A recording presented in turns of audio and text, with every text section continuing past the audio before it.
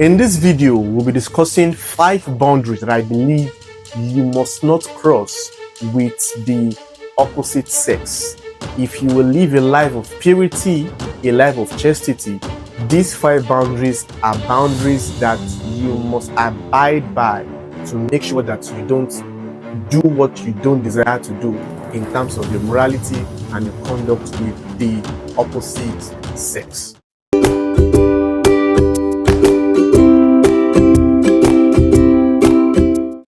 If you are new to this page, I want to please enjoin you to subscribe to this YouTube page. Obviously, as you can see, we share various content on living a life of purity, breaking free from addiction, and many other discussions in this context. So please subscribe by just clicking on the button right below your screen, and you're sure to receive different updates on what we share on this platform. Thank you. All right, let's get straight into today's discussion. You will agree with me that to live a life of purity, to live a life that is void of fornication, immorality, adultery, and many of these lustful vices going on in the world of today, there will always be a need for discipline. There will always be a need for certain boundaries, certain defense systems that can help and guide you because against things like this, right? The truth is, a lot of people have consistently found themselves in messy situations, not because they were not born again, not because they did not want to live that life of purity, not because they were not sincere with their commitment to the Lord Jesus, but because many times they have consistently defied the danger signs that is around them. They've consistently put themselves in scenarios whereby it will be easy for them to compromise. They've consistently, broken boundaries, done things that can trigger or will trigger this evil of lust in their heart. And before you know it, they are deep down into what they don't desire, right? So the truth is this: if you will live a life of purity, if you will live a life that is void of all these things that we are discussing, right, there should be an intentional boundary, an intentional defense system that you've set around yourself to make sure that you don't find yourself tomorrow in a compromising situation. And the first of these boundaries that I want to share with you in this video is number 1. Listen, avoid late night calls with a lady or with a guy. Avoid late night calls, late night video calls, extended conversations into the night, right? Because I believe that many a times when you begin to talk to an opposite sex for so long, especially in the middle of the night, I believe that is a period whereby a lot of seeds can begin to get sowed into your heart, right? Imagine talking to a lady in the middle of the night and you're on video call, and that lady is not your wife, and that lady is not even someone that you are married to. Even if she's someone that you plan to marry to, as long as you are not married, the fact that you begin to have video calls in the middle of the night, these are things that can put you easily in a state of compromise. I've seen people, again and again, when we talk to them and ask them what are the triggers or what are the processes that led you into this fall that you encountered, sometimes they will start by saying, I was talking to this person, to this lady, to this guy, and we talked for long into the night. And, they started innocently, but before you know it, by the virtue of their continuous or constant conversation into the middle of the night, video calls, different, that conversation in itself was enough to trigger a journey of lust in their mind, right? So late night calls, extensive, unnecessary, consistent late night calls, video calls especially with the opposite sex is like a red flag, like a danger sign, right? That you should be aware of and avoid it if you can, right? That's number 1. Yeah. Number 2 is a very, very interesting one. I mean, very, very interesting. Are you ready for it? Yes. Number 2 has to do with hugs, side kisses. I mean, chin to chin, pecking, and being too clingy with the opposite sex. I discovered that this particular gesture of greeting is already so common today, and it has become like a norm. I'm not saying it's a sin to hug a lady. I'm not saying it's a sin to, to give a lady a side hug or maybe to hug. Well, it's not a sin, but I kind of feel like the journey or the seed of loss in the heart of many people was planted when they started getting too comfortable with hugging and getting too close to a sister in the name of you want to greet or you want to, show that brother or sister that you love him or her, right? They call it agape love, I hug you, all those things. I'm not saying is bad, but the truth is, if you begin to check your heart, you will discover that 80% of the time, when you leave or you detach from that org, there is always a residue of something registered in your heart, right? So I discovered that even back in the days, the SU days, old time Christianity, the bar was so high, such that you would never find things like tight orgs so rampant in their time, right? But I believe it has is better now. Let me not say the reverse, right? But the truth is you need to censor or to manage yourself around gestures like this. Don't get too comfortable with having or giving a tight hug, right, to someone that's of the opposite sex. For me, left to me, I believe, a side hug is so fine.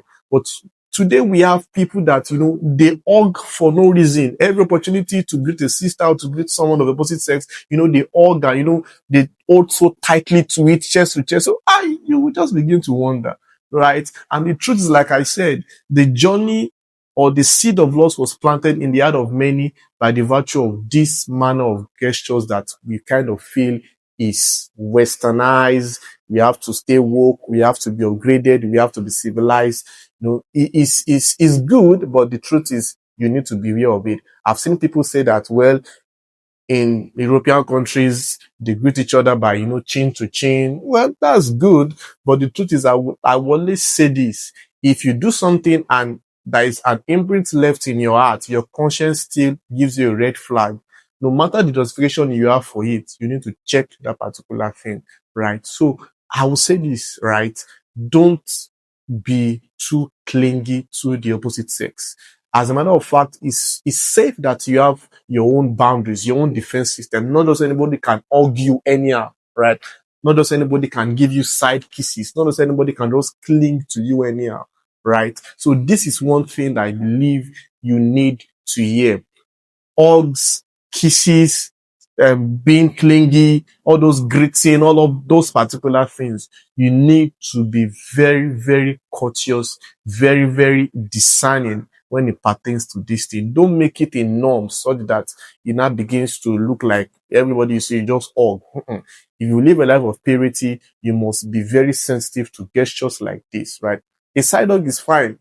Just something light. Don't be too tight and be holding somebody as if you is your wife or is your husband, right? So yeah, side hugs, kisses, all of those things. Boundaries that you must not cross. You must be aware of this. So number 3 is this.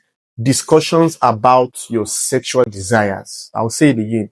Discussions about your sexual desires. Let me break it down for you. I'll just give you an example. We're in a world whereby in an average societal gathering, maybe people just gather sitting together, it has become so normal that people just talk about sex freely, without caution, anyhow, all in the name of you should be mature. We are now mature, right? You see, sometimes you can just walk in, you might be in a bus and you find people discussing about sex. You might be enter a room and people are just talking about, sex ties, casually, even within friends, right? They begin to talk about, this about sex, this particular thing about sex, this particular position, different discussions about sex. It has become so normal, so that it's permitted in just any cycle. Am I saying we should not discuss about sex? No, you should, right? But the truth is, many a times, when you begin to discuss intimately about sex with someone that is a male or someone that is a female, the opposite sex, those discussions are enough to trigger, journeys of loss, journeys of wild, guile imaginations in your heart, right? Even for people that are courting, that are dating, it's not every time that you must be discussing sex, when we marry, when I marry you, this is what we handle you, this is what we do to you. All of those particular things, they are things that you must be very sensitive to when you are around and the opposite sex. Don't just feel so comfortable discussing about sexual discussions just anyhow. I believe the best way to discuss, or the best form to discuss it, is to talk about it with caution, and not just anyhow, right? Don't just go into a room and you find maybe opposite sex or even of the same sex, even discussing about sex, and you just enjoy the discussion. This is the way sex is. You do like this, you do like that. My brother, my sister, like I will always say, like I've said previously in the last 2 points, those things that we do, they are like a fire that comes in a small part of a bush and begin to spread until the whole forest is consumed, right? So discussions about sex, consistent, unnecessary discussion about sex with the opposite gender is one boundary that you must be aware of. Don't just feel so comfortable discussing all manner of conversation with everybody you find around you. It's something you must be very sensitive and be discerning about. People will say, be mature now. It's a mature discussion. See, that is mature doesn't mean to edify you. There's some things that they will call mature discussion, but to pollute and contaminate your spirit. Okay. So this is one boundary, yes, like I said, you must be aware of. Sexual discussions, no matter how educative, you must be very careful around it. Yeah. The number 4 boundary I want to discuss with you is something that is now common today. I mean, when I say common, it's now normal. Very, very normal. What is that particular thing? Sleeping over in the place of the opposite sex. Sleeping over is now so common. I'm see, these things. Many people don't know that they will just find themselves suddenly in the future and say, "I'm now deep into immorality. I'm now deep into fornication. I'm now deep into adultery." Different kind of scenario that they'll be like, how did I get here? The truth is, the way you got there is by this little boundary that you decided to compromise and break, right? So people now begin to sleep over at each other's place. People will say, maybe you sleep here, I will sleep here. Something you must be aware of. Don't it's not something that will edify you, right? Sleeping over you're a guy sleeping over in a girl's place, you are a girl sleeping over in a boy's place, saying he's my friend, she's my friend, she cannot do anything to me, she cannot do anything to hurt me. Don't you have the fear of God? Are there no hormones running through your body? Are there no things going on all through? They'll say, we are not dating, so I can sleep over at this place. The truth is, you don't need to love a person for you to have sexual attraction towards a particular person. Let me say it again. You don't need to be in love with a person for you to have sexual attraction towards that particular person. There are people that you don't necessarily love them as a person. They are not the love of your life, but there's just a part of you that wants to just be with them, be intimate with them, sleep with them. So the fact that you say he or she is your friend and you're not dating does not mean he or she may not have sexual attraction towards you, right? Love is different from lust. There are people that they may not love you, but they can lust after you, right? They don't need to love you before they lust after you. So when you say, I will sleep over at this place, I'll sleep over at that place, we are not dating, so nothing should happen. You are gradually, like I said, putting a fire in a thick forest. And even if you are dating, even if you are planning to get married in future, it's not safe. It's not the best that you begin to sleep over at each other's place without getting married.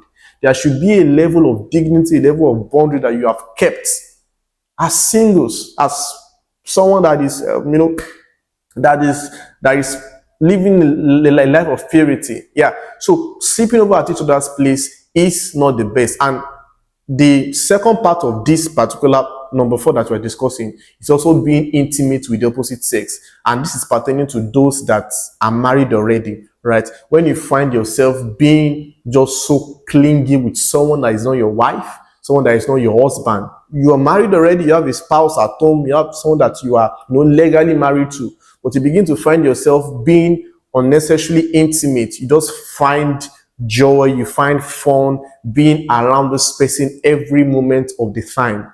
Is a boundary, is a red flag, is a caution that you must be aware of, right? Bible says evil communication does something, it corrupts good manners. So when you find yourself just being unnecessarily intimate, you want to be around him or her, you want to text him or her, you find the company of him or her better than the company of your wife or your husband, is something that you must be very, very careful of.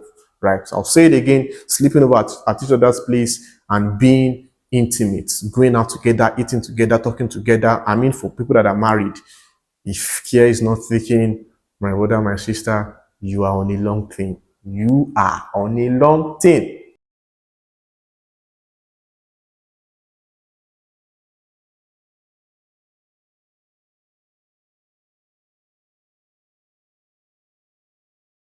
Lapping each other on the bike, a brother and a sister, a male and a female. Now, I found this so common. I mean, so common. Maybe you're entering a bus with a lady and then maybe you're trying to save transport, or even if you're not saving transport, maybe let's say the bus is full and there's an extra space and you start lapping each other. Come on. I'm saying this with the caution, people may come for me, but I believe it's a boundary you must have on yourself as a male, as a female. It's something that you should not be comfortable with, right? Having a sister or having a guy or a lady sitting on your laps. How do you feel about it if you live a life of purity? Is it safe? Answer for yourself. I don't think it is, right? So it's something I've found over and over again. I see people even in this church circle, you enter a bus together, she's lapping him, he's lapping her, and you are, what is going on, right? So it's something, let me say this, have a curriculum for your defenses, have a curriculum for your cautions to say, once it goes beyond this, I'm already compromising. See, until you get to that stage where you begin to, make cautions around yourself, you will see that you may likely just be falling and rising, not as if God is not as if the Holy Spirit is not inside of you, but because you refuse consistently to establish boundaries around your life, you will end up compromising, and it will look as if the blood or that power to save from sin is not at work in your life, right? So, because when Jesus comes into your life, it teaches you, he helps you to live a holy life. And one of the ways he helps you is to make you to be open to things like this, boundaries like this, and to say, my son, my daughter, don't do this, don't do that. If you do this, if you do that, it can lure you into that which you don't desire to do. So, lapping of each other. In fact, I find, let me also extend this to, praying together in the middle of it's not bad, right? But I've seen people that they are praying together in a very dark environment. I'm not saying praying together is bad. Please let me calm down. Say this very well. Praying together is good, right? But praying together at dark environments, dark places that nobody is seeing you, just the two of you, no light, nothing. In the middle of the night, you are praying together. Because the truth is, even this sleeping over thing that I said, some people will say, want to have a vigil together, me and the guy, so I'll have to go and sleep over at this place so we can pray together. Hmm. Hmm. Hmm. Do you really want to have a vigil to meet with the Lord, or you want to? So yeah, something you must be aware of. Lapping each other, being alone at odd hours, odd times, where there is no light, all of these things, they are red flags or things that you must be very courteous, very, very aware of if you will live a life of purity. I hope that these 5 things I've shared has helped you a great deal. Let me hear from you. Let me see your thoughts, your comments, and by the grace of God, I hope to hear you share testimonies as to how God has helped you to live a life of purity. We'll see in my next video. For now, I remain faith. Ayo Bolanrewa. Bye for now. Cheers.